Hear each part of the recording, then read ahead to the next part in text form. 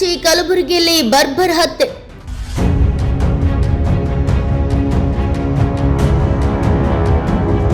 ಕಚೇರಿಗೆ ನುಗ್ಗಿ ತಡರಾತ್ರಿ ದುಷ್ಕರ್ಮಿಗಳಿಂದ ಹತ್ಯೆ. ಅನಿಲ್ ರಾಥೋಡ್ ಹತ್ಯೆಯಾದ ವ್ಯಕ್ತಿ.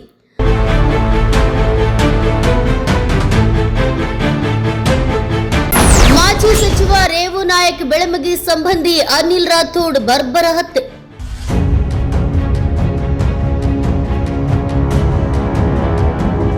ಕಲಬುರಗಿಯಲ್ಲೊಂದು ಬರ್ಬರ ಹತ್ಯೆಯಾಗಿದೆ. ಮಾರಕಾಸ್ತ್ರಗಳಿಂದ ಕೊಚ್ಚಿ ವ್ಯಕ್ತಿಯೋರ್ವನನ್ನ ಕೊಲೆ ಮಾಡಲಾಗಿದೆ.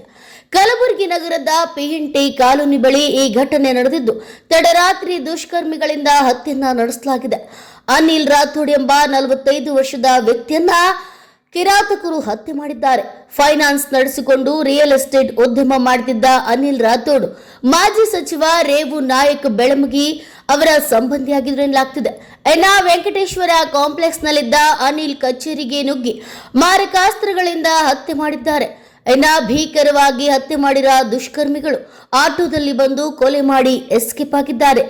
ಸ್ಟೇಷನ್ ಬಜಾರ್ ಪೊಲೀಸ್ ಠಾಣೆಯಲ್ಲಿ ಈ ಕುರಿತು ಪ್ರಕರಣ ದಾಖಲಿದ್ದು, ಸ್ಥಳಕ್ಕೆ ನಗರ ಪೊಲೀಸ್ ಆಯುಕ್ತ ಡಾಕ್ಟರ್ ಶೋರ್ಲಪ್ಪ ಭೇಟಿ ನೀಡಿ ಪರಿಶೀಲನೆ ನಡೆಸಿದ್ದಾರೆ.